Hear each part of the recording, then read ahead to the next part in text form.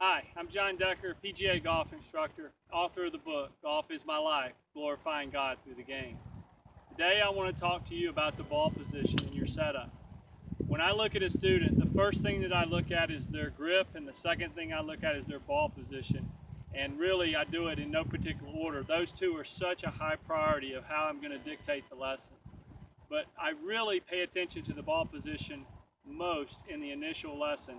And a lot of times I'll work on that before I even work on the grip. And the reason for that is I was always taught that you build the golf swing from the ground up. Just like when you build a house, you build the foundation before you build the roof. You don't go to the roof first, you do the foundation first.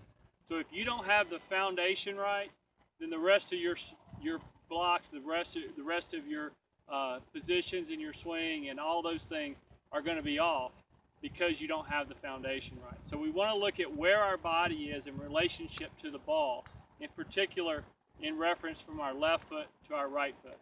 Now, when I first learned how to play golf, I was taught to play my drivers on my instep, my middle irons in the middle, and I was taught to play my shorter irons towards my back foot.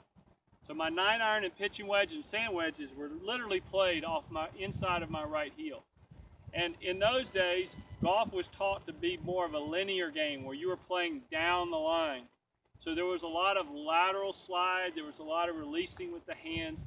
And really, as video cameras got more involved in teaching, as biomechanics became more involved in teaching, teachers realized that golf is not a linear game. It is a rotary game. You're turning upon this front leg, which is a ball and socket joint right here.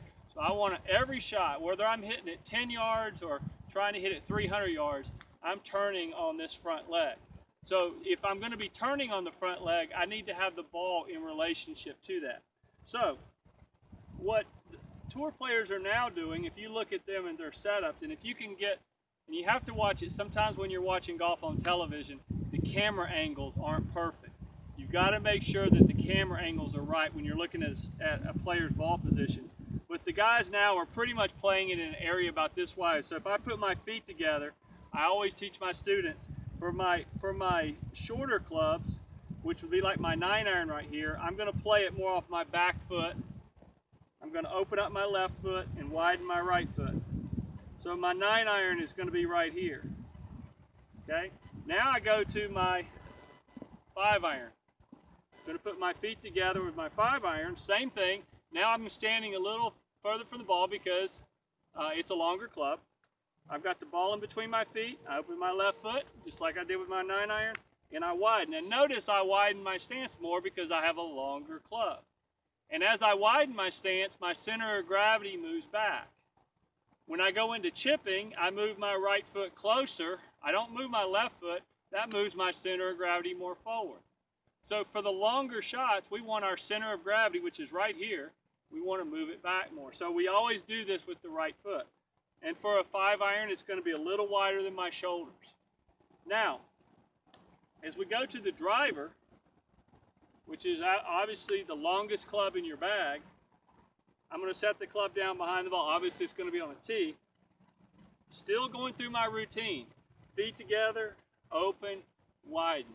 This needs to be just like when you brush your teeth. You open the cap, you squeeze it on the toothbrush, and you put the cap back on. I mean, it's the same thing every single time.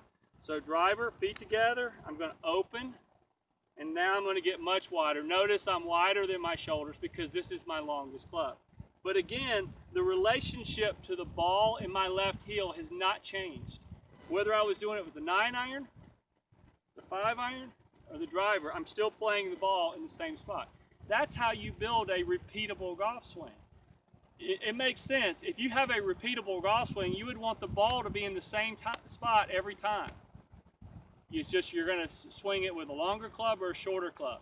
So I'm going to go through my ball position setup and then hit my driver. Feet together, ball's in the middle of my feet. I'm going to open, I'm going to widen, I'm going to take my grip, I'll take one little look at the target, and I'll go ahead and hit my shot.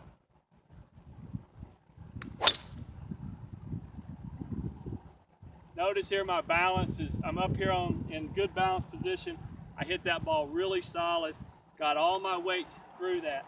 And I was able to get my weight through the ball because I had the ball in the right position. If you're just walking up to the ball and you're not taking your time to be organizing where you put the ball, you are never going to have a repeatable golf swing. To have a repeatable golf swing, you have to have a repeatable ball position. Try this and you're going to improve your